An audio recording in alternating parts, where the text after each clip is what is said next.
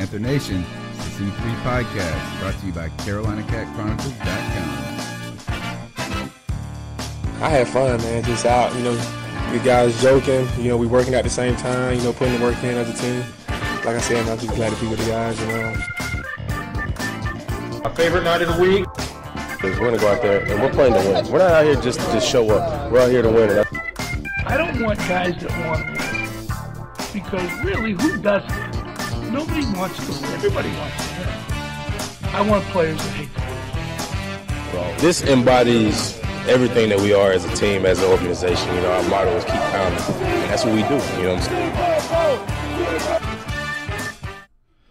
What is up, Panther fans? It's your boy, the Professor, a.k.a. Tony Dunn, and this is the C3 Podcast, brought to you by CarolinaCatChronicles.com, where we hope everything is working fine. I can't hear my audio half the time, so if I can get a thumbs up from the chat room, that would be amazing that you guys can hear me. Tonight's episode on the C3 Podcast is Panthers win second straight heading into Monday Night Football. The Panthers were able to defeat the Atlanta Falcons after falling behind 10-0, and it was a glorious win, and I'm here to celebrate that win with my buddy Joe Riolano. Good to be here with you, brother. Tony, it is Tuesday night, buddy. It's just me and you. We're kicking it old school so far this evening, and I'm totally fine with that. Folks, just to let you know, Mel is not here. He's dealing with some personal issues, and I just ask that if you would send some positive thoughts and some prayers his direction. He can certainly use them right now. But yes, we are here Tuesday night to talk about a Panthers win. That's right, those dirty birds went down, and we want to talk about that and some other things. Looking forward to Monday night, where we will be on the national stage, the only game on. Yeah, and, definitely. Monday Night Football against the trashy Miami Dolphins. All right. Wow, we'd like to welcome everybody into the YouTube chat. We appreciate it. We appreciate everybody on Facebook Live as well. We also like to encourage everybody to go ahead and smash that thumbs up button right down below and hit the subscribe with the little bell so you get a notification when you get the latest, when we bring you the latest Panthers news and opinions from the fan perspective.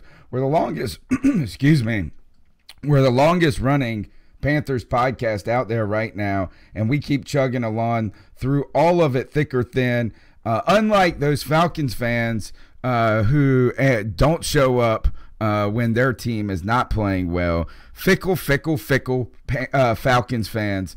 We got it together, and we thank all of you for your support. You can follow us at cat_chronicles. You can visit CarolinaCatChronicles.com for the latest Panthers news and opinions from the fan perspective. And if you like to consider donating to the show, the information to our Patreon account is in the show notes. We appreciate it, guys. Joey, the Panthers win over the Falcons 20-17.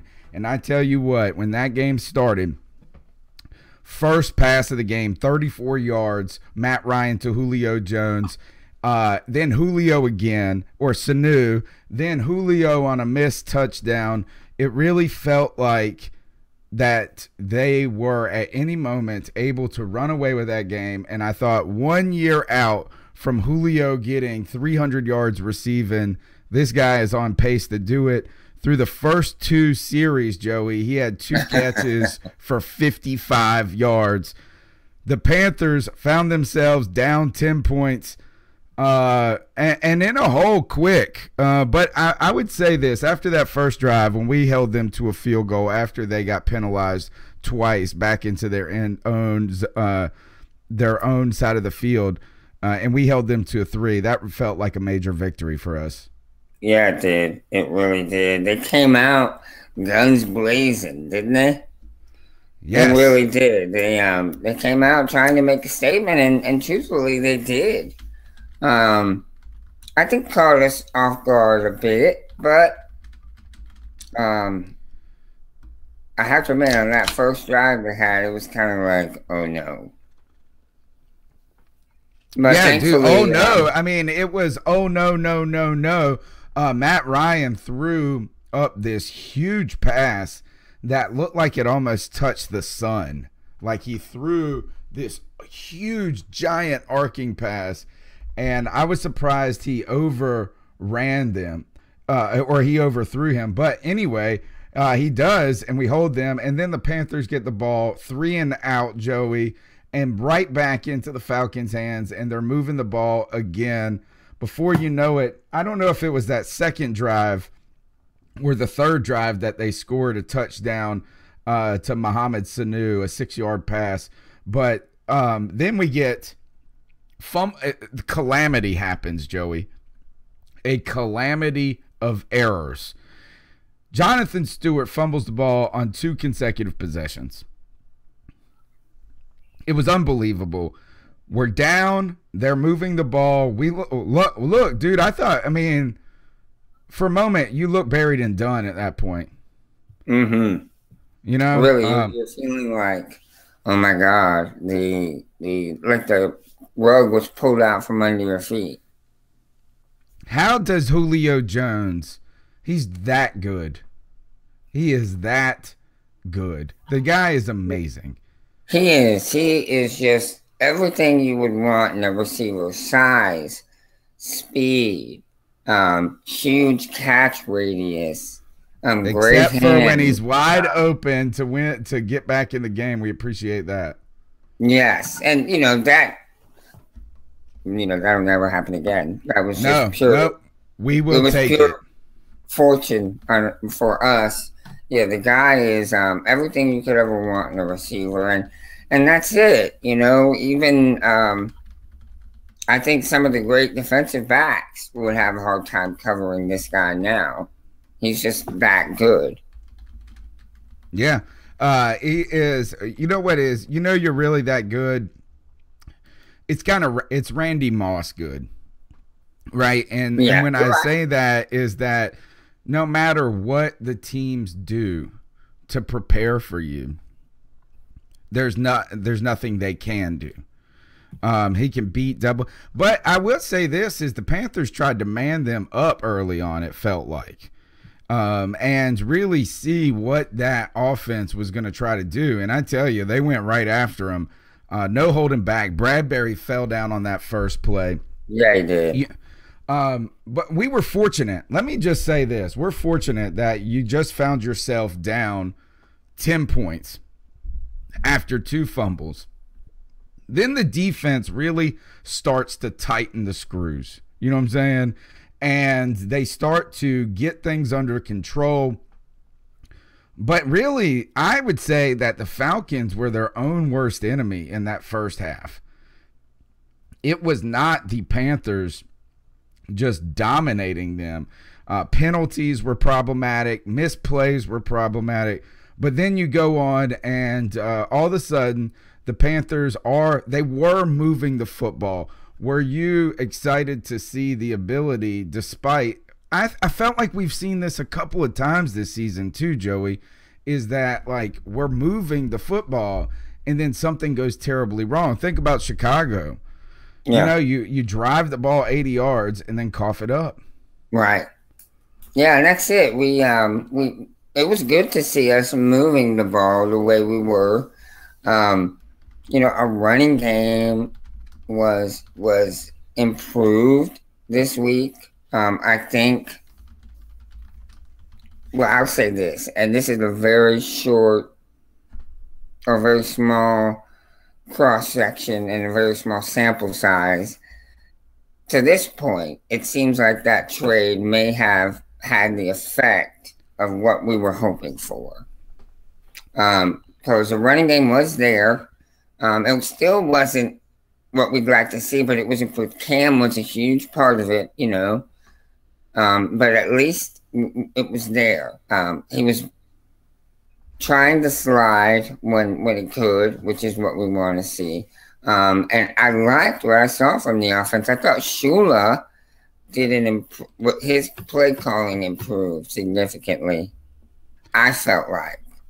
All right, I agree. But here is the thing again we see with Shula that is problematic is that I've been a guy that's tried to avoid getting overly crazy on what we could have done, The play calling in that first 3 quarters, the first 2 halves was good, and we just had it to finish. Where Shula seems to he does continue to struggle when things get foiled by the defense, as well as I don't know if it's playing too conservative. Maybe it's not either of that.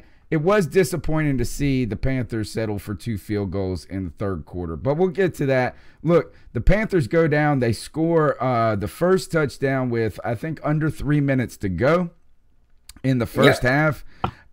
Christian McCaffrey, a left-handed flick, which I think is bullcrap. Joey, is that a pass or is that a handoff? That was considered a handoff. Why? That killed my fantasy team, dude. Because it's because it's not an overhand toss. You understand what I'm saying?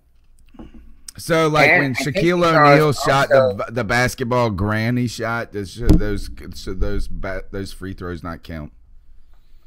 Well, that's basketball. We're talking about football. And was it backwards? But yeah, but what's crazy is if Christian McCaffrey would have been a yard in front of Cam, and he pitched it the same way, it is considered a pass. Yeah. Yeah. So they're saying since it was behind them, it was a lateral. Right. They almost need to do this. Is that there needs to be a special Cam rule, and if that lateral is more than like 6 yards, that's gonna go over like a farting church. It was like 6 yards, the flick. You know what I'm saying? Like, it's like... And not only that, would have taken half the noodle arms in the league an overhand throw. It was a perfect pitch. Left-handed. Crazy. Yeah, it was on the money. Rel says it was a forward toss. I needed it to be a passing touchdown. Because your boy Tony had Cam Newton in the game, and he made an error on his fantasy team trying to drop a kicker. And I dropped this is in the Pirate Radio 1250 League, Joey. I went to go drop a kicker because I had a bye week. And I just cycle kickers, like who cares who they are. And I accidentally, late at night, clicked Alex Smith. So I dropped my backup quarterback, who really should be the starting quarterback, who I drafted in the very last pick of the whole entire league in a 14-team league just for week 11, and it looked like one of the greatest picks of the draft, and I drop him. Just bullcrap, and I could not get him back. Oh, my. Yeah, that sucks. So I needed that just to make me feel better, and it didn't. But so, look, here's the cool thing about this is that my son has an activity. He is in the Greenville choir because he's got like a little angel voice. He sings like his mother, not his father. And they go from 2:30 to 4. So it's kind of cool because I watched the first half of the game at the house. If I drop him off at 2:30, generally it's right at halftime. And then I can scoot to the ale house and catch the second half and then pick him up right when the game's over. But we had to leave when there was like 2 minutes left on the clock. When they hit the 2-minute warning, I left. I had to go, and I was listening to on the radio. And by the time I got like out of my driveway, we had scored 14 points. Yep. We score on that drive. By the way, Cam Newton instrumental in all of this. His legs really on the second score. Yeah, this was crazy. So we get the Christian McCaffrey touchdown, and then turn around 3 plays later, if you count the kick. We intercept Matt Ryan. Mike Adams for his second consecutive week with an interception, gets the ball. The Panthers drive down the field, and then Cam Newton with a 9-yard rush where it was not designed. It looked like that he just tucked it and ran. And we're talking a full 10 yards, Joey, and the dude jumped from like the 4-yard line. Yeah. And dunked on this. I mean, he literally dunked the ball on that cornerback's head. Yep. It was sweet, dude. It's one of those plays where it's all effort, 100% heart. You're willing to lay it all on the line. And does that worry you, though? Did it worry me? Well, you definitely don't want my quarterback doing that, but that shows me how much passion he has for the game, how dedicated he is to the team, and how bad he wants to beat the Falcons. Yeah, and beat his team. Right, beat his hometown or his, local team, having grown up in Georgia. And that, that inspires people, man. That inspires people. You heard what the tight end said after the game, right? What's that?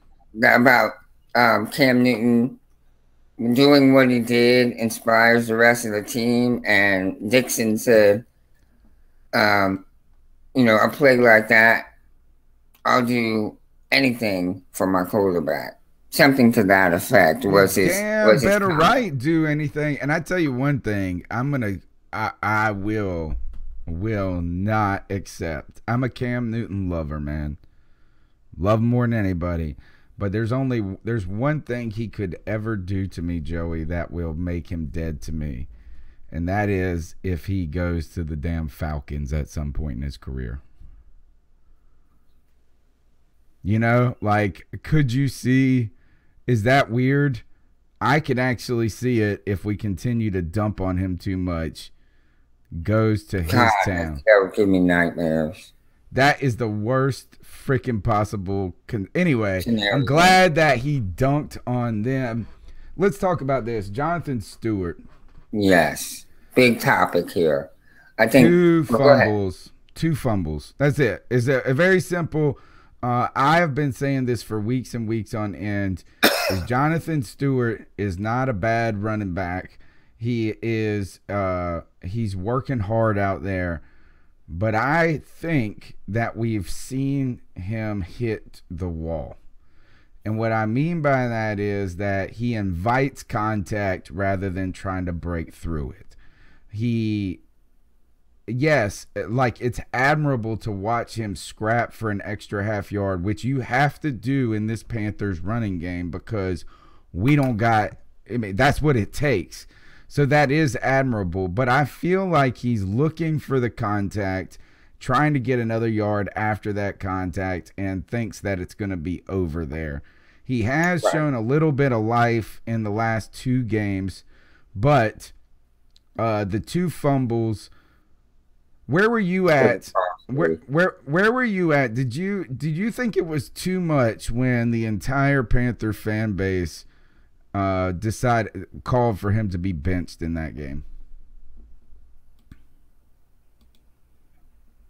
Did I think it was too much? Yeah. Do you think that was too radical of a... Yeah, well, let me be honest. I'm being completely honest here. After the second one, I felt like he needed to be pulled. Okay? Because sometimes that stuff can get in your head and you start to doubt yourself. Okay? So I felt like they needed to pull him out of the game and put Artis Payne in there. For one, so that we can get a pair of fresh legs. And, I say, you agree, I say that Artis Payne is overdue for some serious game time. He's got a nice spring in his step, too. Yeah. So I think pulling Stewart will give him a chance to sort of, take some pressure off of him. Let him kind of reevaluate and just not feel like he's got to do something the next time to make up for it. You understand what I mean? Yeah, definitely. I think another thing too is that what we don't have to do is pendulum swing too far, right? Like you don't got to be like cut him. You don't got to do like what Bill Belichick would sit his butt for 2 games. You fumble once and what I do think is that would have been a good opportunity to say, all right, let's work Cap in a little. Like give you a couple of plays off, not benching you, not going that far. Right.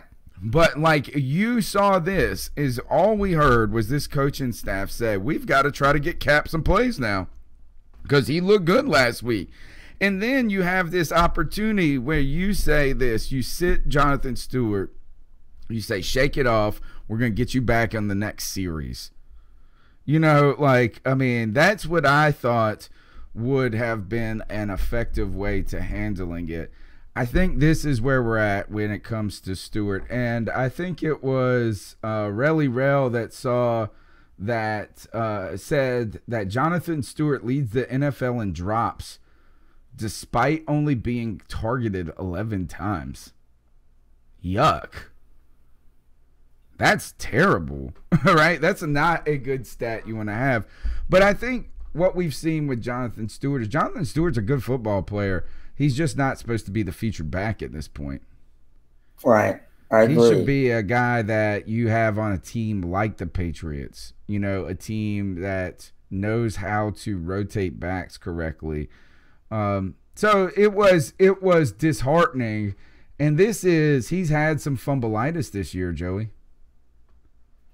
Yeah, I mean, and you hate to see it because he is such a, he's been so reliable. He's not really fumbled a whole lot in his career. No, but it's kind of new, to be honest. Yeah, it is. And I think, he's trying to get those extra yards. He's fighting for yardage, and he's not really protecting the ball well when he gets in, when the defenders are swarming. He only has one hand on the ball. And unfortunately, in the NFL, when you've got 2 and 3 guys on you, the other guys are strong enough to rip it from you.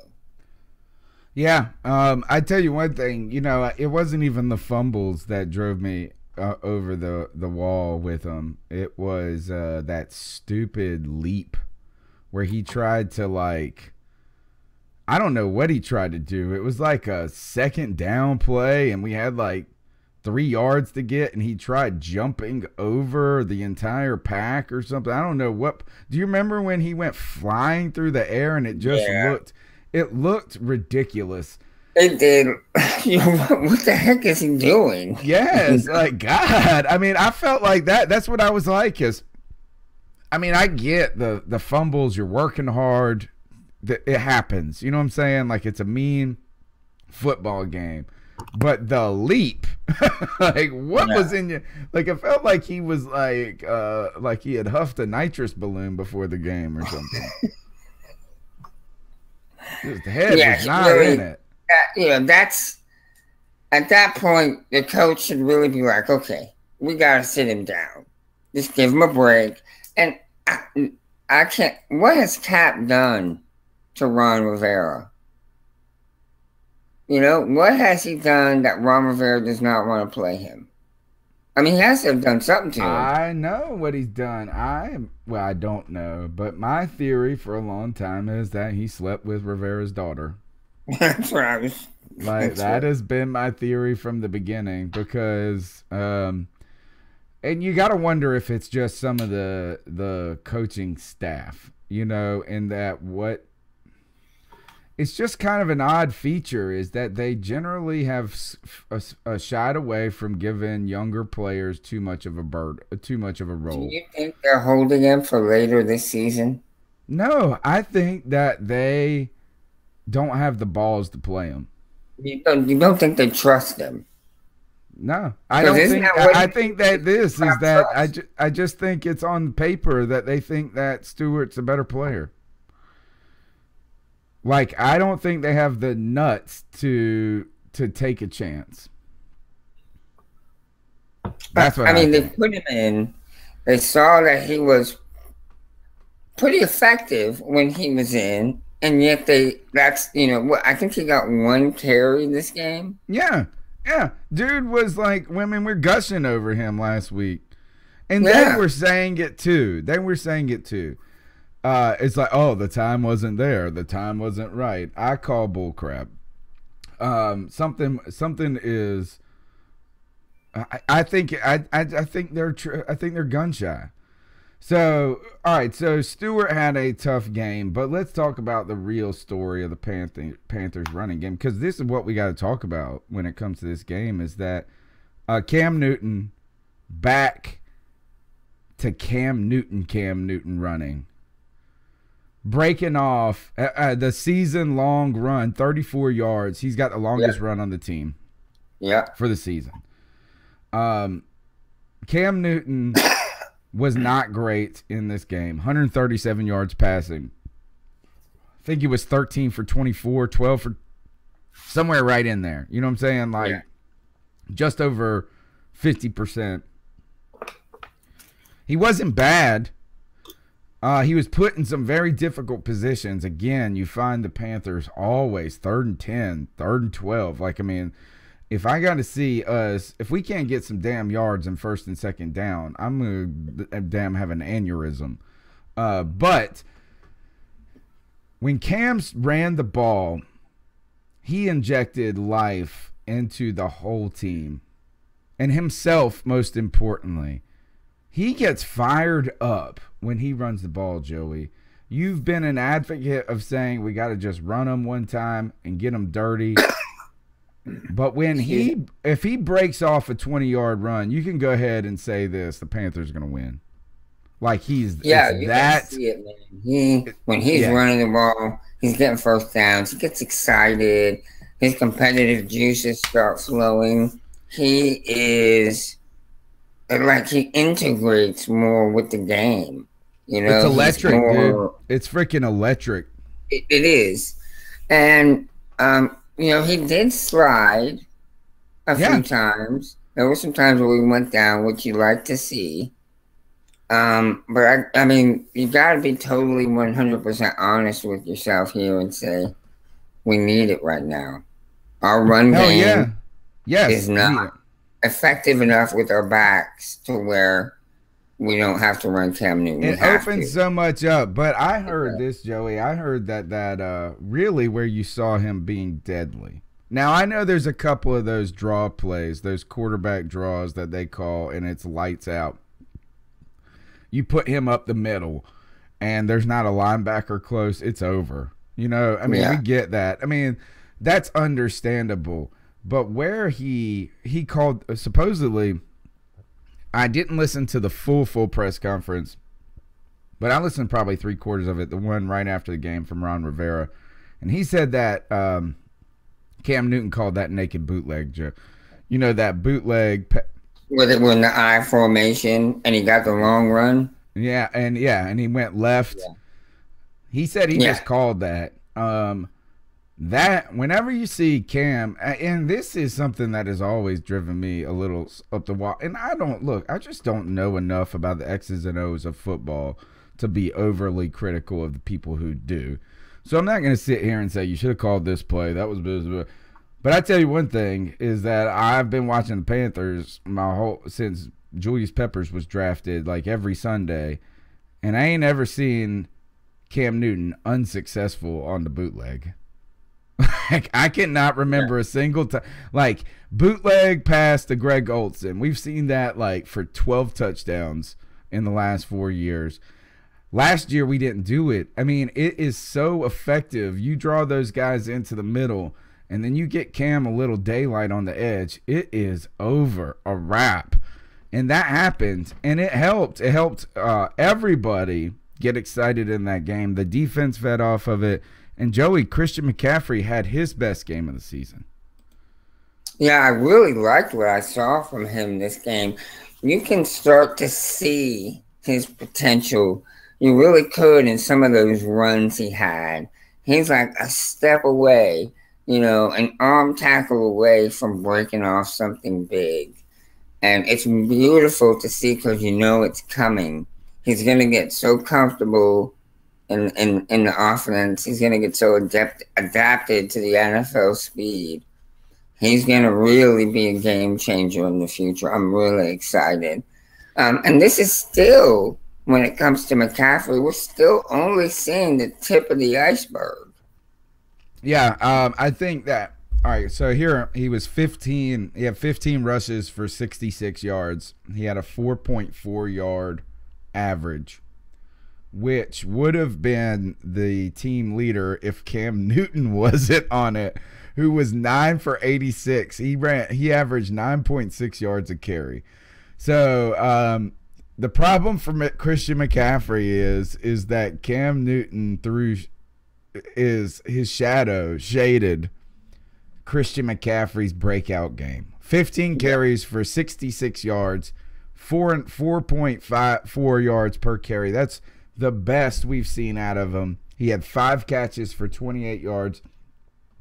This was really a complete game for McCaffrey, and we've been seeing that it's there, right? Yeah. Is that it just hasn't shown through entirely. We've seen that Christian McCaffrey can handle passes from Cam that are off the mark a little bit. We see that he that he doesn't fumble the ball, that he does. I feel like he runs particularly hard for his size. He just hasn't had it come together yet. And this was as close as we've seen so far. And that I think it can be twice as good as this. Yeah, I would agree. He gets the top speed so fast, and he's so quick, man. His lateral quickness is just ridiculous. And, once he's able to apply that with a really deep understanding of the offensive scheme, he's going to be lights out, dude, for sure. Yeah, I mean, it's just a matter of time. Like, if this is his breakout game, y'all just wait. Because there's going to be a game where he has like 120 on the ground and like 120 receiving and like 2 touchdowns. And you're just going to go, this is the most amazing thing ever. All right, so we get into that second half, Joey. And it really felt like the Panthers were in the driver's seat there. Yeah. The defense was playing pretty well. I would say this. I'm not as smitten with the defense as everybody else is. Am I just a negative Nancy in this? Is that... No, because I'm right there with you. The defense has played well, but I don't think they're quite as good as all the Panther fans are hoping them to be. I agree. I think that there's some limitations in the pass rush. Yeah. Is that I think it's good, but I don't think it's overwhelming. It's not dominant. Yeah. It's not like 2013. Right. Where you felt like this as soon as you snapped the ball, if you were an offensive line, you were running for your life. Like you were just trying to do something. I mean, It's good, but it is predicated on, to me, it's still predicated on KK Short. I think Addison has been playing well, but I think that Bill Voth is overblowing how good he's been. I think Addison had his best game of the season this game, too. It's all right. So Cody says this is our defense is currently ranked number 1 in the NFL right now. Right. And I'm telling you, I think I'm not saying they're not good. Right. We're definitely not saying that. I thought this in 2015, Joey, and I know everybody's sick of saying 2015. But I know everybody was talking about the offense in 2015. To me, the story was the defense in 2015. What year was it? 2015, Joey? We were sitting there going, yeah, I think it was where we were going, this could be 85 Bears-ish type, like, caliber. Yeah. And I think we may be the best in the NFL, Joey, but I don't think we're the best Panthers defense we've seen. I agree. And, statistics are one thing. There are a lot of factors in those statistics. This is a very good defense. Yeah. But we are not, I think we're not quite as good as some Panther fans think we are. There are definitely some areas we could solidify or we could improve in. Our corners are okay, our safeties are okay, but our secondary is definitely, I don't want to say suspect, but it's a vulnerability. It is as good as it's not bad. And no, it's good. It's good. I mean, like, I think this is that I just don't know if we are as dominant. How about this? Is we cannot win with Trent Dilfer. And if I know that doesn't make sense, but what I'm talking about is this, is that we cannot win with 10 points a game. Right. We could have in 2013. We did in 2013. We won with scoring an average of 15 points a game or some weird crap like that in 2013.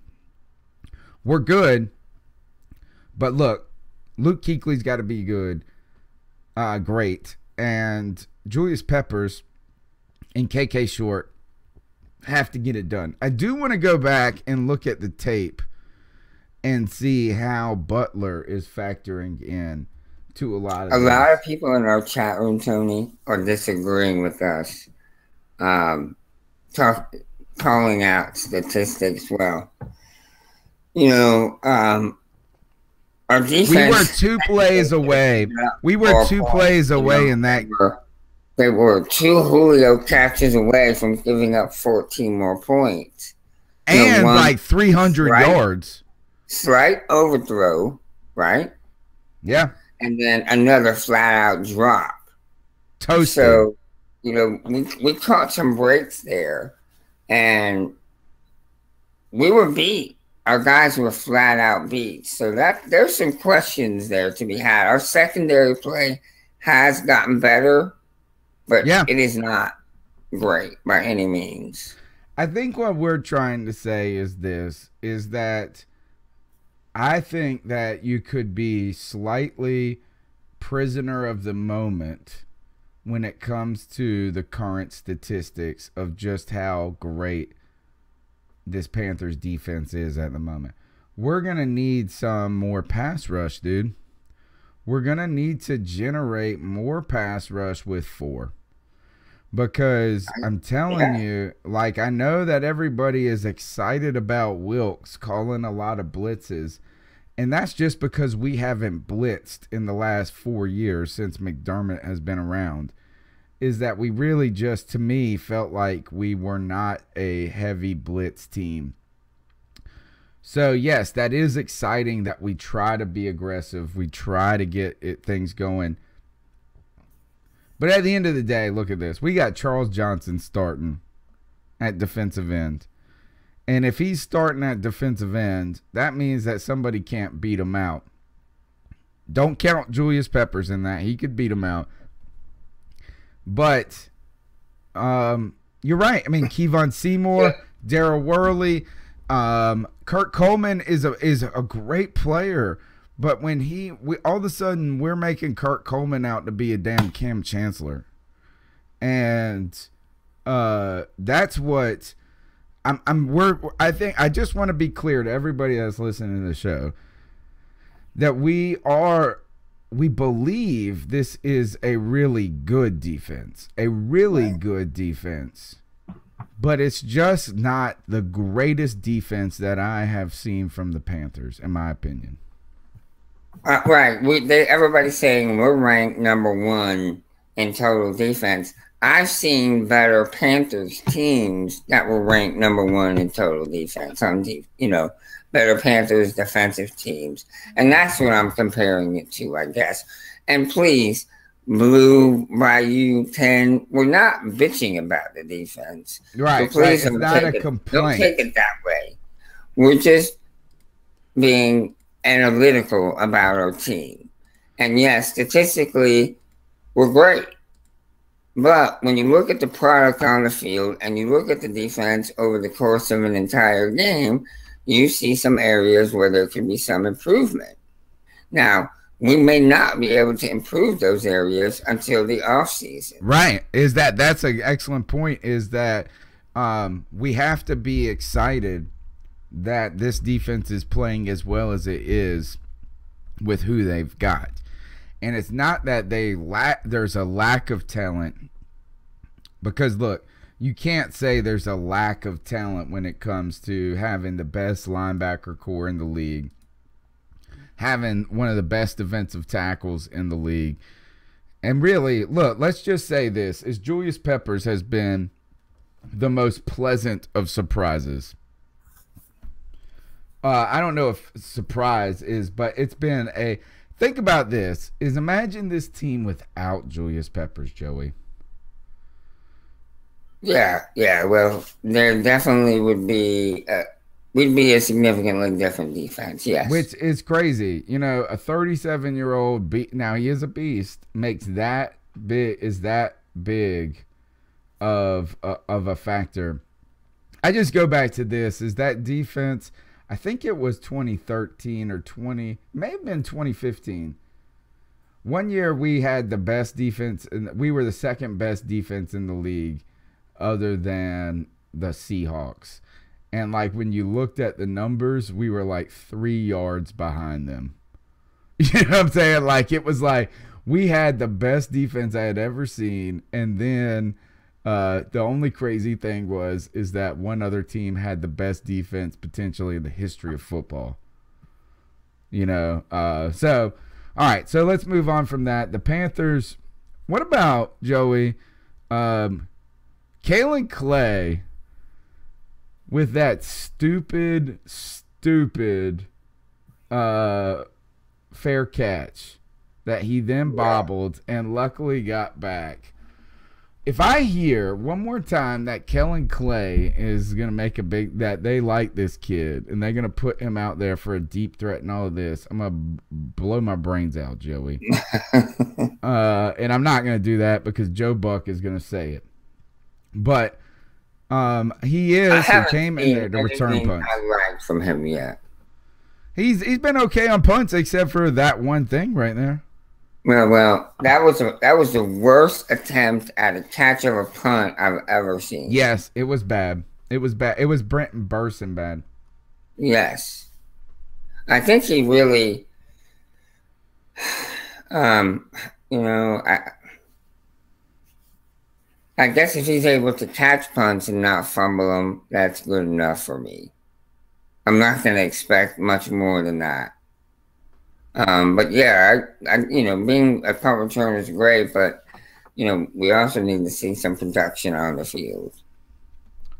Everybody's saying it was the 2013 defense. It wasn't 2015.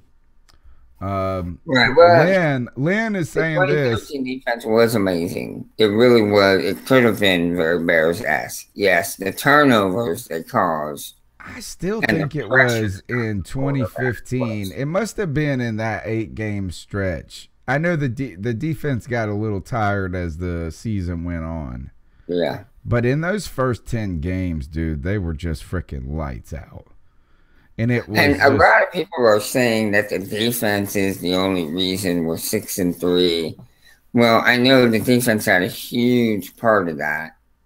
But I mean, 4 games where they hold guys to under no touchdowns. You got to give them credit. That's huge. But I don't count the Bears game though. The Bears game, they didn't need to score a touchdown. So don't count the Bears game. That is not a good. That's not on the defense. Here's what I say. Look at that Saints game.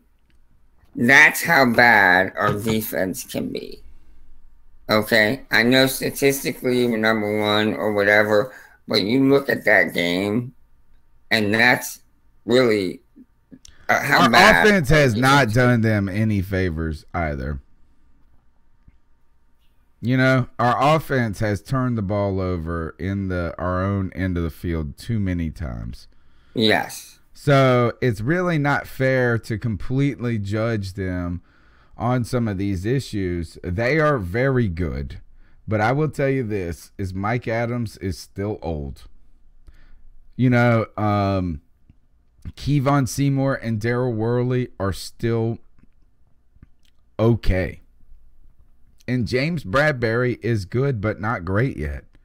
Right. And I mean, and these are not negatives. I mean, most people, everybody's gonna come. Yeah, everybody's gonna come out and think that I'm trying to say they're bad. Like, no, I just am not. I just think this is that we need the offense to carry their end. That's what I'm saying is that we cannot expect this team to win consistently by putting up 17 points. They've got to hit that magic number of 24 points. I think you hit 24 points. That is the number that says our side took care of what we need to do. You guys do what you guys got to do.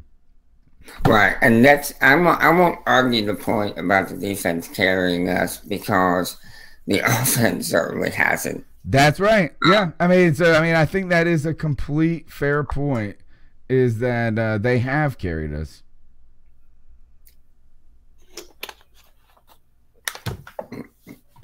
All right, I do want to give a shout out to this. Is Lynn said Clay will be fine. Lynn was, first of all, shout out to Joan. Yeah, man. Just Joan for caring enough about her friends and our friends too, to do something that matters in people's life, which is to have a real gesture that has some substance to it. And they have been planning, her and the girl gang, and it wasn't just Joan, it was also Abby, and there's several other people that I am going to overlook, but not on purpose. But also, Zach Luttrell from the Roaring Riot, they worked to bring Lynn to her first Panthers game, I believe. I'm pretty sure it was. And I have been in contact with them when they were getting this idea together, and it's a really nice gesture they did. And then, so they bring Lynn to her first Panthers game. And Lynn, we know, who is a dear, she's a queen of Panther Nation, right? That's what I call Abby, Joan, and Lynn. They're the queens of Panther Nation, and we need their blessing in so many things. And they go to their first game, first game in Bank of America.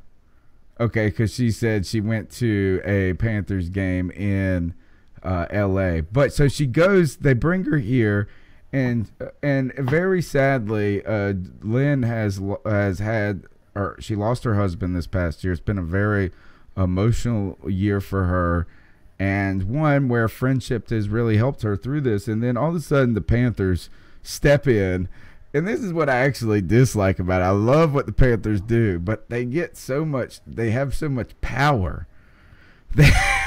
They come in, and all of a sudden the Panthers are the star of the dang show, and then they serenade. They freaking serenade her. All of a sudden she walks in, she's getting a tour of the stadium, Joey, and then she walks in, Christian McCaffrey, Jonathan Stewart on the dueling pianos. They are tickling the ivory for her. And then all of a sudden, Fozzie Whitaker comes out and is singing a very emotional lean on me. It was crazy to see.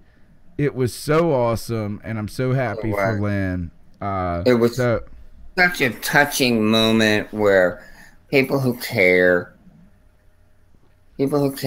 and want, to do something good for someone who's had a tough year, were able to pull this off. And my shout out to those who were involved, to the Panthers organization, to the players willing to give up their time to do something like this. And I swear to you, there was no one more deserving than Lynn. That's the truth. That's the truth. She's such a great person. Such a great person. Yeah, wonderful. So kudos to the Panthers. And you know what? I knew this is when I watched that video, and then I watched the game, and I was like, Lynn's watching the show right now. She's in the chat room. As I was like, I know she ain't gonna talk no junk about Jonathan Stewart. You know what I'm saying? Nope, that mug, he got the best hands in the world. Right. All right. She's a fan for life. All right. So look, we've got a guest on for the last 20 minutes of the show. T Money 1993 here. T Money, can you hear me, my friend? Yeah, I can hear you. What's up, man? Willie was supposed to be on tonight. We thought we'd get the gang back together. How you been, my friend? I've been good, man. Just working, man, pretty much. Trying to build my channel up. I got something I'm putting together on Saturday that I'm excited about, too. Well, fantastic. We'd like to hear some more about that. So what did you think about T-Money 1993? You can follow him on YouTube, Straight Facts. Tell us where you think the Panthers – give us the straight facts of the Panthers right now. Right now, offensively, it's a struggle to be consistent at this point, trying to figure out what's going to work each week. I mean, only consistent right now is Cam being Cam, man. And as much as they talked about before the year, not letting them run like that, they could only resist so long, I guess. Yeah, and so could he. And on top of that, I just don't have a problem with Cam running. I got a problem with him getting crushed in the pocket. I feel like and that's what we've seen Cam really improve, particularly in these open field runs where now he's sliding, he's taking what he can get a little bit more. When he gets to the end zone, he gets a little frisky and he tries to go for it all. But other than that, I feel like he's almost safe outside of the pocket. It's when he's trying to be the pocket quarterback that I'm worried. Yeah, most definitely. It's only really 2 times I'm worried about him is, like you said, in the pocket. And 2, that ridiculous. I don't know why he does it like as far as he does it, but that little spin move he does in the pocket. Because it's like he never looks before he does it. Oh, you mean, that outside, like where he goes blindside spin and he thinks that like it's going to work. And you're like, every time. Yeah. Yeah, that's like all you had to do was take 2 steps up in the pocket, like, or even if you do it a little bit, but it's like he goes like, and he's like 7 yards behind the line of scrimmage by that point.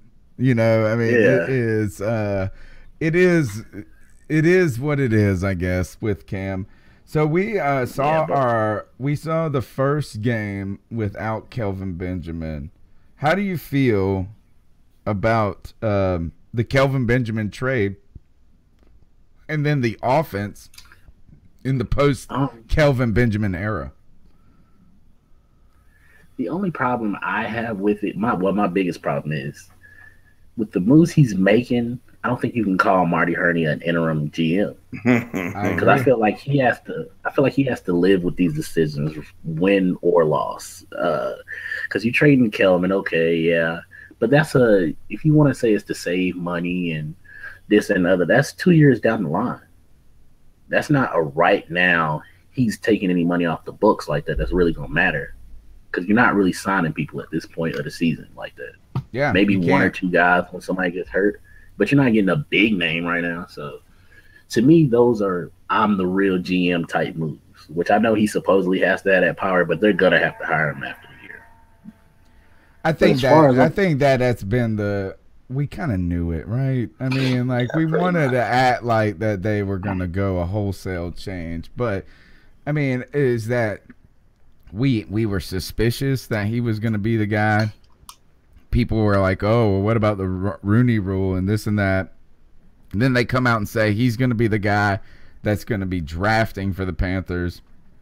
And then, like, 2 days later, you get the Kelvin Benjamin trade. But what about the actual trade itself, though? Is because I agree with you, is that this does put a lot of, Marty Hurney has come in and done some significant things as an interim, not just hold the ship and let Ron Rivera hold the wheel and let Ron Rivera captain it. He's done some things like you're saying. Some signings. Yeah. He obviously made the trade. He's not been just watching things happen. He's been making things happen. T-Money, it's good to have you on, man. It's been too long. Yeah, man, most definitely. I know you're doing your own thing over there, but we're definitely appreciative you were able to hop on with us. Oh yeah, man. I always got y'all back. Anybody who supported me now in the beginning, I definitely rock with them. So y'all and Big Q for Team Boy TV, I definitely mess with both of y'all channels heavy, man. Yeah, we just need to. The only thing I got to do more to get on T Money's channel is play more video games. Like, I want to comment on this stuff. It's like, hey man, I ain't playing any of this video games since I was like 20. But what do you think about the overall offense though? Post Kelvin, I mean, despite the trade and the big differences, is that there was a little life in that offense? Was there not? Is this? I do not want to be a guy who knocks on Kelvin Benjamin, kicks a dude on the way out. I saw his press conference. I don't want to be on the flip side either, though. Yeah, I saw his press conference. We were so much in love with him as a fan base because I'd say that on some of the Facebook groups. How many of y'all so hurt over him leaving are the same guys that were picking on him all summer? Mm-hmm. Yeah. He had a great press conference with the Bills. I thought he was charismatic. I thought he came in. I thought he talked really well about all the stuff. But at the end of the day, I think that Kelvin Benjamin had some limitations. What did you see out of Devin Funchess, T-Money, in this game? Are you seeing Devin Funchess ready to step up? I definitely do, because his contrast from Kelvin also make him a little bit, I don't want to say better, but better in his own way. The route running is more precise with Funchess and getting in and out of his breaks. I do have a problem with him slipping. It seems like he slips all the time. I don't know, maybe it's just me, just watching too much. But the route running and being able to run some kind of different routes, and he can run. For me, he has a bigger route tree because I don't know if he's faster than Kelvin, but he just feels smoother when he runs. Yeah, I would say more athletic than Kelvin. He is. You can see it in the way, just in the way he looks on the field. He is able to create a little more separation than Benjamin. Benjamin was mostly a body guy. He would body you out of the way, kind of like you would if you were going for a rebound, where Funchess is actually able to create some space. I think Mel described it last week as saying that Benjamin doesn't have the wiggle that Funchess has. And it really is that they're close. It's just he's a little stiffer. You know what I'm saying? What's crazy is I feel like he's only stiffer until the ball gets in his hands. Like, once they catch the ball, I actually trust Kelvin thinking more that he can take it more than distance than Funchess. No really way. Does. He hasn't done anything after the catch. None of them. I mean, Benjamin, once he gets the catch, he's done, dude. Right. I feel like he can run until somebody touches his legs. He always falling in some super, I was that big. Joey, I feel like Joey, he sent me these pictures from these college blogs or whatever, and I said if I looked like that, I would have ruled the world. I feel like if I was Kelvin Benjamin size, my ass would get more yards after the catch. That's just how all right, so right now the Panthers are a half game back in the division. T-Money, are you surprised at how well the Saints have been playing? I am, just because they didn't change coordinators. I mean, we knew last year their defense was young and it was beat up.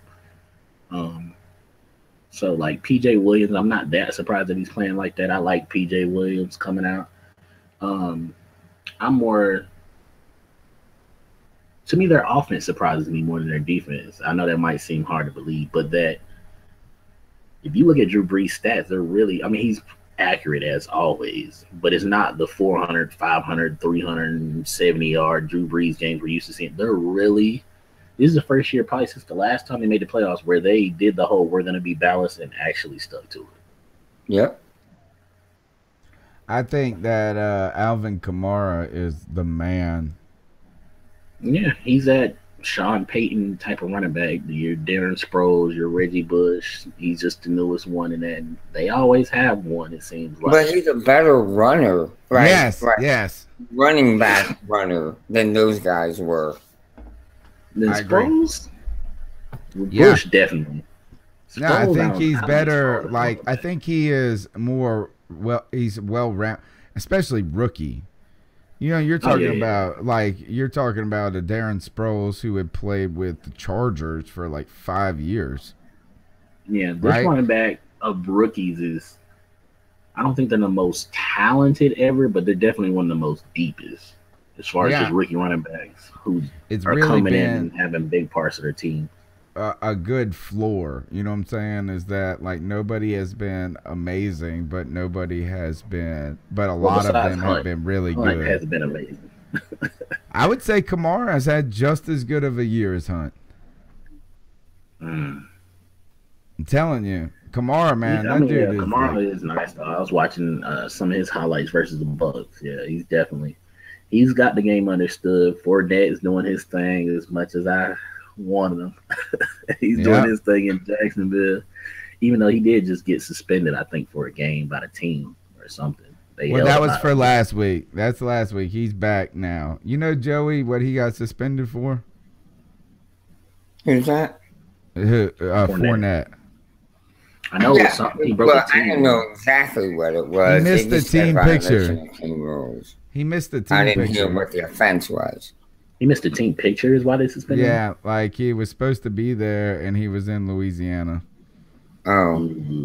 He tweeted it out too. He said, man, Fournette's a good dude. Like, he came out and said, like, basically, he said they taught me a lesson. They taught me a lesson that nothing's deserved. Like, he thought he was going to be forgiven, and he won't. I think that's a good testament to their coaching staff. I wouldn't have done it, but good for them. Yeah, 27-0 against the Colts. So I mean, if there's a week you're gonna suspend somebody over not wearing a tie, that's the one to do it. Yeah, yeah, exactly. So all right, we got Miami guys next week. Monday Night Football. The big stage is coming for the Panthers. Joey, the Miami Dolphins are garbage. They're awful. Hot garbage. But somehow they have been in games this season. That's one thing.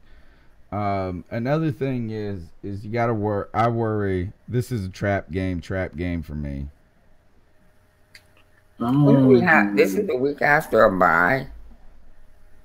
No, they both played this week. Yeah, they played the Raiders on after we play Miami. Aren't we in a bye week? Yeah. Ooh, yeah. I think that sounds. I mean, I'll check the schedule. Yeah, I think that's right. I think we can wrap it. Miami, so that's good. You said trap game. You're not looking ahead that way. You're saying. Yeah, I don't think it's a trap game. I think they're going to be totally focused. I think this is a game where if Miami's at home, so they're going to want to put on a good show. They lost last week. No, they won. They beat the Raiders in a tight one. No, they lost. They ended up losing at the end, 27-24. Yeah. Okay. Right at the end. And then they lost the Get back Ravens on the game. right side. Obviously, I like the Panthers' chances, however. T-Money, where you at on this Miami game? Their offense doesn't scare me at all. Defensively, I'm worried about blocking their front, though, with Sue and Cameron Wake and Charles Harris. That's my only concern. And Charles Harris has been a pretty good rookie out of Missouri. And on pass rushing downs, I think he'll be who's going against Khalil. Yeah, look, a lot of people in the YouTube chat echoing these points is that Coney Lashley says, do not sleep on Miami. The Bears were garbage too. And Slim J says the players to contain are Sue and Cameron Wake. He says the only players to contain. I do think this is that maybe trap game isn't the right word. Is that I just don't expect any game to be an easy win. Chicago got me straight. I thought it was an away game, but we're home. Yeah, it is. I don't think we slip on Chicago though. I think Chicago just beat us because we didn't execute. I didn't feel like we slept on Chicago, for whoever said that. Well, the offense certainly did. Chicago's defense has played good all year. They are good. I think that the Panthers coaching staff could have had us more prepared. Yeah, I agree. I feel like we just did what we thought we were gonna do, and it worked, and it either worked out or it didn't work out. I do want to see this. The line on the game. When is this game gonna be? What date is this? Monday Night Football. What day? Let's see. That would be Titans. Let me see if I can find some. I think I saw of somebody. Our only 2 primetime games this year, unless we get flex. Carolina Panthers, Cincinnati. That's East Carolina. Man, I guess the lines aren't out yet. They should be. You would think they would be, but I think someone said 9-point favorites in the chat. All right, we are or they are. Well, obviously, I would hope it would be us at home. The idea, I do think this is the Panthers have a good opportunity. First, let's put this into perspective. Does anybody know who's the Saints are playing next week? They got the Bills, so hopefully Kelvin does his thing. Yeah, is that in Buffalo? I'm not it sure. Can't be. I feel like Buffalo. I was on Pirate Radio maybe a week ago. I'm out there every Friday. Check us out, 3 p.m. You can download the Pirate Radio app, Pirate Radio 1250. The sports bar with Clip Rock, and Clip said, I feel like the Bills play at home every week. I think they are at home. Did they play Tampa in Tampa or in Buffalo? I think that was in Buffalo. Because they already played the other 3 teams. They played us, Tampa, and Atlanta. Let's see. Schedule. Come on, I'll look it up. We beat them. They should have beat Atlanta, but then they had that controversial play at the end. Oh, no. They beat Atlanta. I'm trying to look it up. Is that where the heck is the? All right, so this would be week 10, right? Yeah. So they're 2-1 in our division right now. They lost to us. They played Tampa in Buffalo. Let me see. I should just go to the chat room. They're probably already telling us. That is. Yeah, they're in Buffalo. Okay. Yeah, it's in every week. The Bills play 16 home games, dude. It's crazy. That's huge for the chances there. You know what I'm saying? The Bills have such a better chance playing at home, slowing that offense down. So, there's an opportunity for the Panthers to pull, and then the Falcons got to play the Cowboys. Which they might lose it again. Yeah, they might. It's at home. I'm not ready to pick it, but I will pick. I'm ready for the Bills to be the team that ends a 6-game winning streak for the Saints. Panthers have an opportunity to go ahead So, guys, we'll We'll win finish these next two. Yeah. Well, Miami and then the Jets. I did hear this. Is that let me pull back this? I heard this today. Is that the Panthers only play 2 more teams with winning records the rest of the season? The Saints and the Vikings, maybe. What's the Packers' record? Does anybody know? We know Rodgers won't be back by the time we play them. No. It's let me see. The Packers are 4-4. 4-4. 4-4. So gotta be the Vikings. So it's the Vikings. Yeah, we played 2. They lost their starting left tackle last night for the season. Who? Balaga. Oh yeah, Brian Balaga. Yeah, we wanted him in Carolina. Wouldn't he have been nice in Carolina instead of Matt Khalil? You remember when we were crying for Brian Balaga a couple of years ago? Yeah, I do remember that. Yeah. But the good news is that and let me see if I can pull up the Saints schedule. I don't know, for real. We might still be shaking about that Vikings defensive line though. Yeah, the Vikings ain't gonna be no joke. Like that. That's a good team, and we know. But I think that we know that too because we ran into that. The Saints got this. They ended Michael Orr's career. How about this? The Saints got a little different run to go. They got to play the Bills, winning record. The Redskins, not a joke team. I don't think. They got to play the Rams. They still have, they got the Bills, the Redskins, the Rams, the Falcons twice, and the Bucks. The Bucks once. At least once. Yeah. So if you look at the schedule right now, I would say they got some teams that everybody thought was going to be bad. That's a problem. Like the Rams last year, you would have thought going into the season, you would have thought, oh, that's an easy win. That's exactly right. So the Panthers, this is a huge game for us this week, beating to handle the Dolphins, go into the bye, get healthy, get a second win, and get things together. So, guys, how does it happen? Tell me what the Panthers got to do. I'll start with you, Joey. What do the Panthers need to do to pull out this win against the Miami Dolphins? Well, they need to establish a run game and not do that with Cam Newton. They need to establish a run game without Cam and really get after what's his face? The quarterback, number 8. Cutler. Smoking Joe. Yeah. No, Cutler's coming back for that game? He is back already. Okay. Well, they need to get after Cutler, who is not the most mobile of quarterbacks. No, he's not. He looks like what you imagine a baseball player from the early 1900s to look like a dude that was smoking a cigar. And, he doesn't even look athletic or in shape. No, he barely can walk up to the line. It would be like if I played football.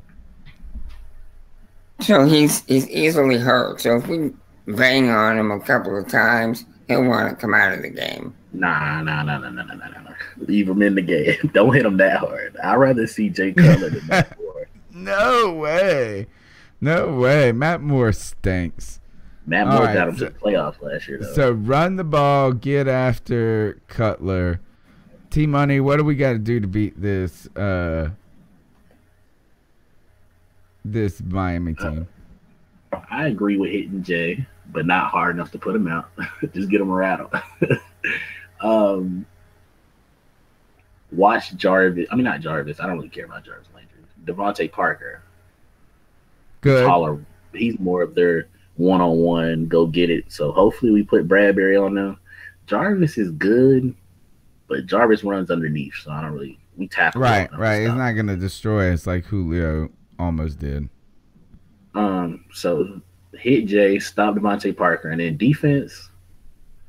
To win, we have to block their front four. For me personally, I just want somebody to go hit Kiko Alonso in the mouth one time.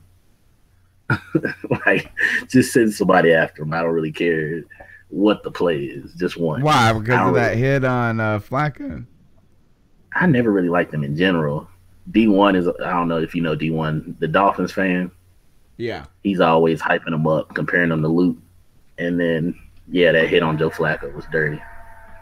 All right. Well, for me, the key to this game is not beating ourselves. Don't turn the ball over. You're the better. You're really the better team here. So just play like it. Said, don't let Kenny Stills get behind us. Yeah. Yep. That's right. All right, so that is overall what we're going to be talking about. That's the podcast for tonight, but we've got some cool things still to come. We got to do our picks, and we got to do our cat calls of the night. Let's go ahead and jump into those cat calls right now. Let me see what we got. I think we got some good ones tonight. And how did that make you feel? Very uncomfortable. So how do you think catcalling makes the person feel? It feels good, like a 3 and a 4.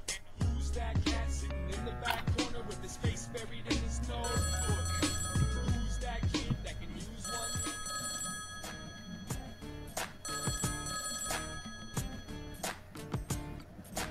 one? Hee-haw, y'all. This is MSG from Gastonia. I got a couple of hot takes. Kelvin Benjamin is better than Dez Bryant. And I hate to say it, but I think they're going to lose this weekend. 28-3, Atlanta Falcons. Oh, Go ahead, Panthers. Get that win. Yeehaw!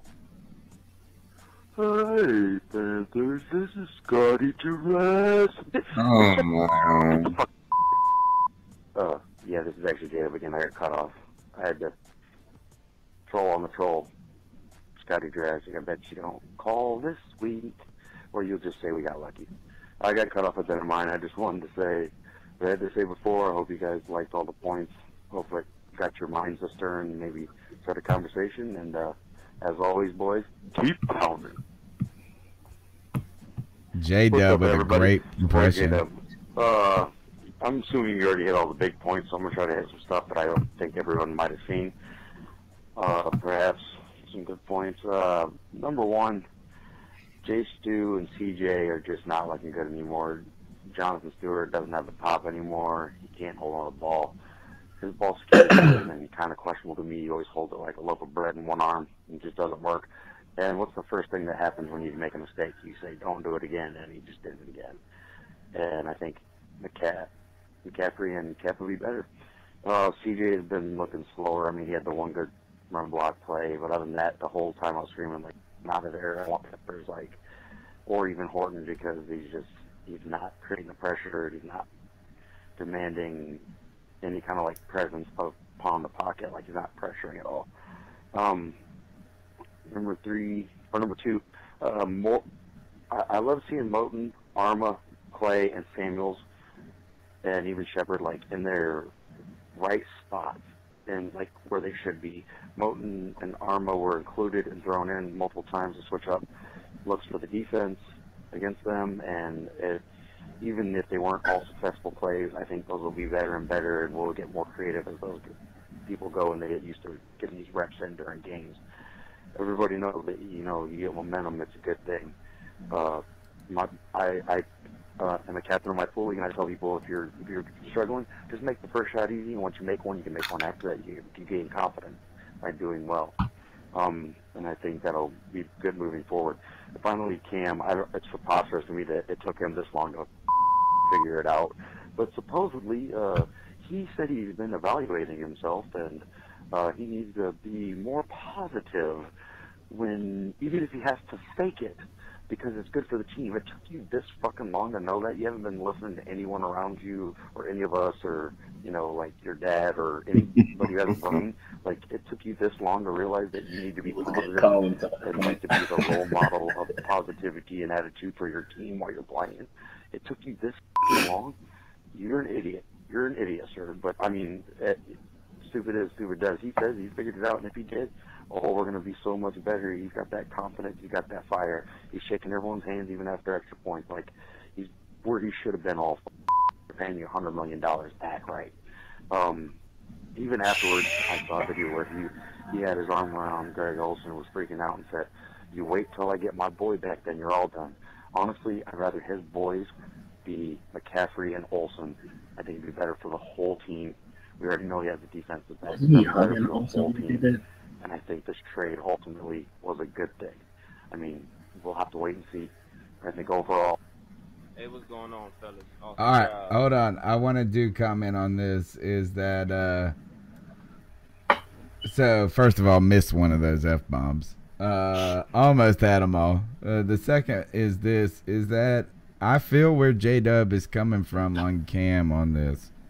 As a Super Cam supporter, this is the first time you and I didn't hear this comment, so I need to go and hear where he said this, where he's reevaluating, where he's got to fake it. I haven't heard it. I've only heard that from J-Dub in this call. But I would say that, like, come on, bro. That's what we've been saying the whole time, right? Is that stubborn. That's just stubborn if it took you this long to figure that out. That's just me. Let's keep going through these calls. Awesome job. Hey, my name's D. Carey from Richmond, Virginia. And, Jonathan Stewart, love him and everything what he's doing, but, he ain't got his confidence is down right now. We need to play Cap more and CMC, so keep pounding. C3 family, this is Mel Mayock. I got to tell you, I hate not being there with my boys, the professor, and the freaking Puerto Rican tonight, and being able to catch up with all you guys in the YouTube chat room. I look forward to that more than anything throughout the week. But I got some things going on. I can't make it tonight, but wanted to call in, tell everybody hello. And, man, I was at the game yesterday. It was awesome. I was trying to find that Atlanta troll that calls in. Hopefully he's not going to be calling in or around this call or any other call. I don't think he will after that game. I mean, I was expecting a lot more Atlanta fans at this game. They did not show up. That just proves to me that the Atlanta fans suck. A little bit of adversity, and they do not show up, and they tank. Get them, Mel. That is a fan base. When even the wins aren't perfect, we're not perfect. Show up and be loud, and most of all, keep pounding. I'll see you guys later. Have a great night. Take care, Tony. Take care, Joe. Tony Dunn, Mel Mayock, that freaking Puerto Rican Joe Riolano. What's up, boys? It's the YouTube champ, Cody Lashley, once again. Yeah, I'm stupid, I know. But also, I was thinking about it, and I called in maybe 2 weeks ago now, and I said that this isn't a championship football team. And I want to amend that a little bit. And I'm not just saying this because I'm riding high off of a victory over Atlanta. But I started to think about two teams in the past 5 years. And be prepared because it's teams that we're not necessarily fans of. It's that 2013 Seattle Seahawks and the 2015 Denver Broncos. Now, neither of those teams had a good offense. But that defense, though. That defense, though, boys, it's for real. Listen, if Luke, K1 Short, and Julius can stay healthy, I think we have a legit defense that can take us all the way. And now if Cam Newton and Christian can be that dual rushing attack, listen, man, I'm more optimistic. I really am. I mean, the only team that beat the brakes off us was the New Orleans Saints. We only lost to the Philadelphia Eagles by 5 points. And that's the best team in the NFL right now. So, I love you guys. Keep doing your thing. Peace and love. Keep pounding, baby. Yeah, what a good night of calls tonight. Team money. Cody, king of the callers. That was, wait, look at this one. This last one. This one, T-Money, was this you? Nah. Listen to this last one. Hold the on. best team right now. So, I love you guys. Keep doing your thing. Peace and love. Right here. Keep pounding, baby. What's up, Mr. T Money? What's up? That's it. That was the call. What's up, Mr. T-Money? T-Money be getting calls on our hotline. That's how cool this dude is. Like, Buzz, like, act like we his secretary or something. All right, let's jump in our divisional picks real quick. Guys, we're going to do this, and T-Money will have you pick some guest picks this week. The Saints at the Bills. Who you got, Joe? I am taking... I want the Bills, but I'm taking the Saints. I'm taking the Saints. I'm taking the Bills. I got the Bills. T-Money's got the Bills. Mel, text me his picks. I don't have them right now. All right, so the next on the lineup is Jets at Bucks.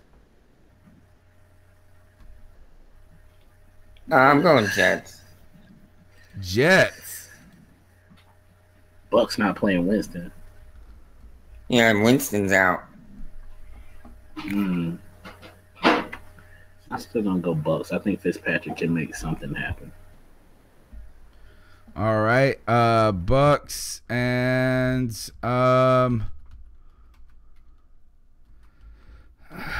you know what? I'm gonna go the same. And Carolina at Carolina hosting Miami. I assume everybody's Carolina. Yeah. And Joe, who you got in Atlanta?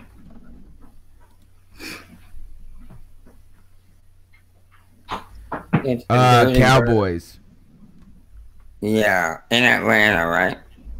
Yeah. I'm going to go Falcons, man. I think they are pissed about the loss. They're at home, so they're super fast. I think it'll be a shootout, but I'm going to go Cowboys. I'm going the Falcons. All right, who you got? Well, I personally don't think Atlanta or Tampa Bay really has home field advantage. So for me, it doesn't really matter for both of them where they play. So I got Dallas with or without Zeke. I got Dallas too. All right, Joe, I'm going to have you start the ice up picks. I've got to step away from the computer for a half second, so carry it on right now. All right, well,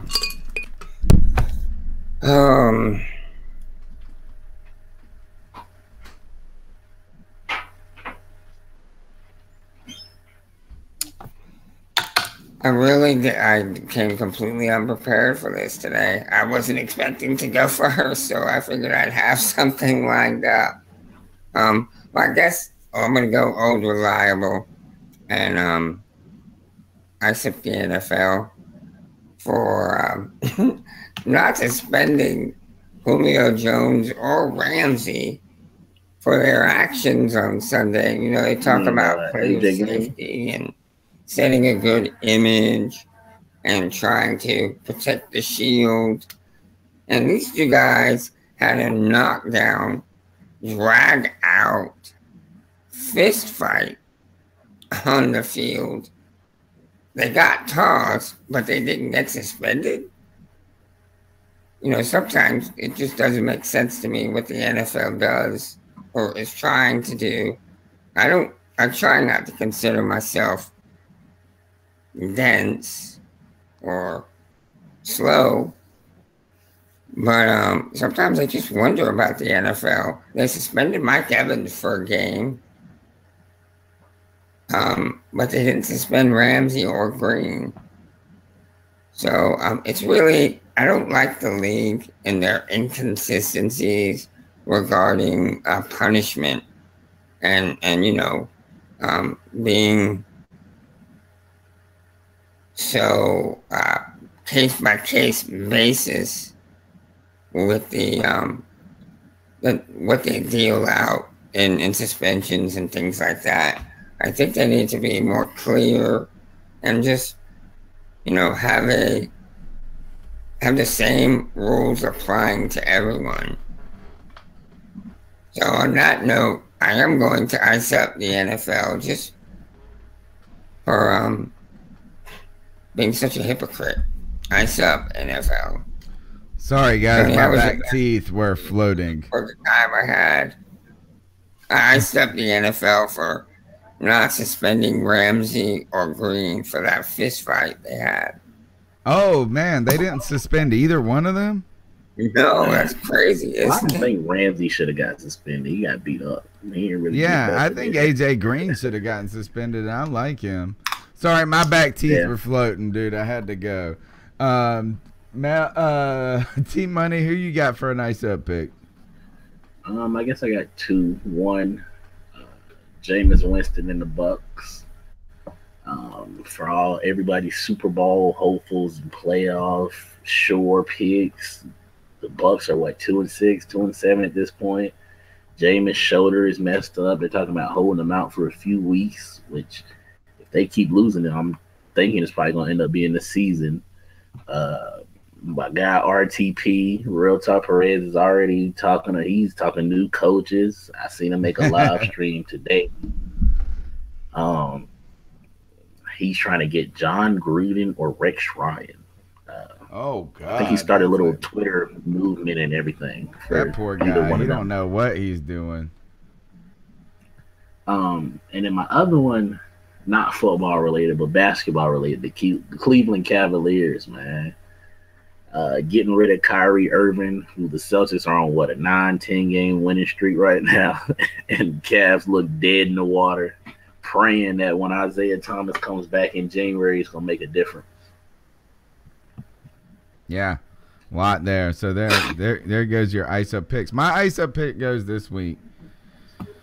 Joe, you're not gonna like this. It's gonna go to people who advocate that guns make the world safer.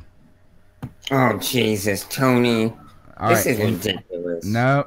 Here is that the whole reason I'm gonna say this is that I don't have a over opinion on limiting people's ownership of guns. Like, it's not like on the top of my list of things that I need to be upset with. But this guy on Facebook put up this thing, and he's like an acquaintance of mine. I don't really know him that well, but he's fun to engage with politically, opposite of my opinions, but he's a decent dude. And he said, for all y'all people that are talking junk about limiting to having restrictions on assault rifles, don't you know that church killer would not have been killed had it not been for an assault rifle owner? And he then goes on to say that if assault rifles were made illegal, that then only criminals would have them, and that the police wouldn't, and that the problem wouldn't be reduced. And I call bullshit on that. I'm just sorry. That is ridiculous. Who would say police couldn't have? Well, I'm just saying this is I call bullshit on the idea that the complete idea that that it's so unregulatable that you just need to then not have any regulations, and then that regulations are counterproductive. The idea that making assault rifles illegal would cause more harm than it would good is really a supposition that is slightly preposterous. And for you guys that disagree, I would say this: why can't we own nuclear weapons then? Why can't I own grenades? Why can't I own a rocket-propelled missile? You can. No, you cannot. You just have to know who to go and buy it from, Tony. That's not legal, Tony. You can't. You cannot carry. You cannot own a. You can't own a tank that is live. You can, if you can hide it, and if you cannot get arrested for buying it. That is not legal. That is legal. My point is this: is that making nuclear weapons illegal does not all of a sudden mean that more people have them. Like, these people are proclaiming that making assault rifles illegal would still make them just as predominant is not true. There would be less of them, and I do cite this, is that Australia made assault rifles illegal after some mass shootings in the 90s, and they've seen gun violence go down. They've seen mass shootings go down. My point is this, is I don't really have a dog in the fight just yet, but let's not act like this. On one hand, you're saying we can't regulate guns because that would be terrible. But prostitution and drugs, we can't have those legal. Right? Is that, to me, it is you're picking the reason, you're just picking your horse. That's my whole point. And so to you guys, I say ice up. And I think you make a good point, Tony, with what you're saying. I don't know who said that, and he is an idiot for some of the comments he made. I will say this, that shooter did not die from the guy with the rifle. I think he shot himself. It was self-inflicted. Is how he died. However, the guy that shot at the shooter did prevent more people from dying because he ran him off. So let's be thankful for that. Slim says this, hey, make guns legal, and I'm with the topless movement. And I don't think they should make automatic weapons legal. That's just dumb. You can have them now, but you have to have a special stamp. It's like a permission slip from the government to own them. People, Joey, I'm getting this some is how flack. I feel, Tony. I'm getting some flack People in the have YouTube had chat. guns for centuries. Sure. Didn't that dude get denied a gun They license? have had them for centuries, and it's only fairly recently that these mass shootings have been so publicized. Can I bring something up about that, Joey? Can I bring something up about that? Sure. Why we've had guns for centuries, we've only had automatic weapons for a century. Yeah, but automatic weapons should not be owned by everyone. You have don't confuse assault rifle with automatic weapon. Well, you put a bump stock on it. If you put a bump stock on it, it's not that much different. No, it's not. But all I'm saying is people have had weapons for years, and it's only recently that these mass shootings have been so much in the public eye.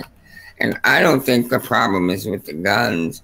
I think the problem is with people putting such little value in life. People don't value life the way they used to. I do think this, Joey, I think one thing though is that while people have had these weapons for a long time, the devastation that technology can do today is completely different than what it could do 200 years ago. A 9mm that you have 12 rounds in is 100 times more powerful than a musket or even a cannon someone had in 1775.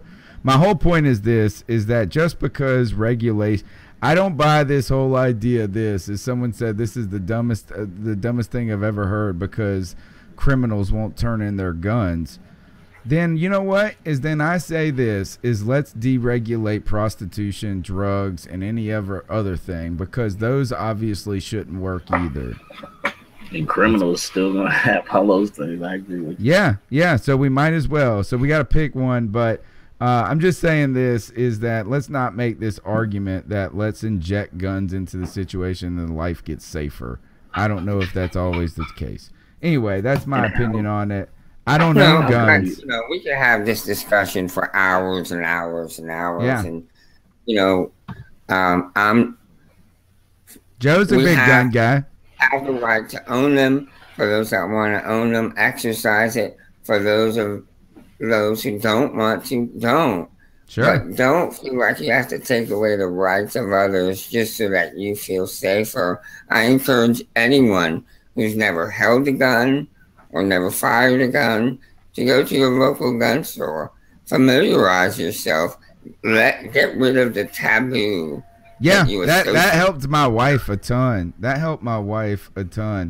I would say this is that I don't need a gun. I'm just gonna go straight bazooka. I'm just stepping it up. Like, I don't want a gun. I want to double up. That's fine. Y'all take your stupid guns. I'm going Put me in that back room with Arnold Schwarzenegger from Commando. That's what I'm talking about. Being familiar with guns, I don't think saves any of their life, though. He was discharged from the military, so that's a different type of training. Yeah, true. I also would just prefer to carry a samurai sword around. And that is what I legit said that the other day to my family. They looked at me crying. You got a legit one? All right, sorry. We're going. Look, Slim J wants a flamethrower. See? We all have the right to this. I do think it's crazy, though, that you would be looked more suspiciously upon if you walked into the mall with a samurai sword to your back rather than with a gun on your holster. Like, you'd be like, what's this crazy dude with the samurai sword? A battle axe. That's where I'm at. I want this to be gruesome, you and me. Totally zombie apocalypse. All right, that's the C3 podcast. This is where we chop up the latest Panthers news and opinions from the fan perspective. We're a little off the rails towards the end without Mel guiding us, without our guiding light. We go all over the place. Joe Riolano, tell them how they can find you until we meet next Tuesday. Hey guys, thank you so much for joining tonight. We really appreciate you in the chat room. Every week you guys kill it with the Panther talk. You're so insightful, so knowledgeable. It really makes me feel good to know that we attract such quality fans. You really are fantastic. I'm Joe Rolano, aka the freaking Puerto Rican. You can find me on Twitter at Joe Rolano. T-Money 1993. Today is Muhammad. Tell us how they can find you on Twitter or wherever you want them to subscribe. I know you got a lot of cool stuff. Tell us what's going down on YouTube channel. All right, on YouTube, lately I've been doing a lot of promoting other businesses, but this Saturday I will be starting a new show. We're shooting it like it's a TV show, even though it's going to be on YouTube, but it's going to be the T-Money Straight Facts show. It's going to be a sports trivia game. We're shooting it in Kings Mountain. So anybody who lives around there, it's going to be on 105 South Cancer Street, Saturday at 5 o'clock. So I'm excited about that. I just recently made a Facebook page for T-Money Productions. And I recently just, I'm still trying to figure it out, but I just recently joined Patreon too. Oh, good for you. All right. So everybody, you guys got to check out T-Money show Saturday premiere. And you got what's the name of the show? It's a T-Money Straight Facts game show. Straight Facts. T-Money Straight Facts. I like that a lot. All right. My name's Tony Dunn. You can find us on Twitter at @cat_chronicles. You can like our work on Facebook. We appreciate that. Subscribe if you're listening. I know you mugs are listening in the chat room right now.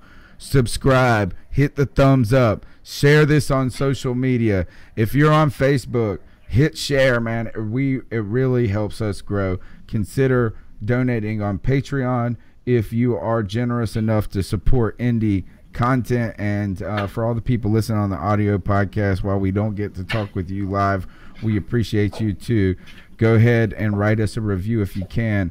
We'll check you out next Tuesday night. This is the C3 Carolina Panthers podcast, the premier Panthers podcast, bringing it to you live each and every Tuesday, 9 p.m. We want to remind everybody to call the Cat Calls line, 252-228-5098. That's 252-228-5098.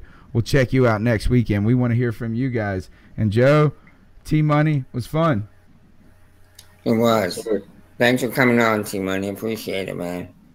No problem, man. I always support when I can.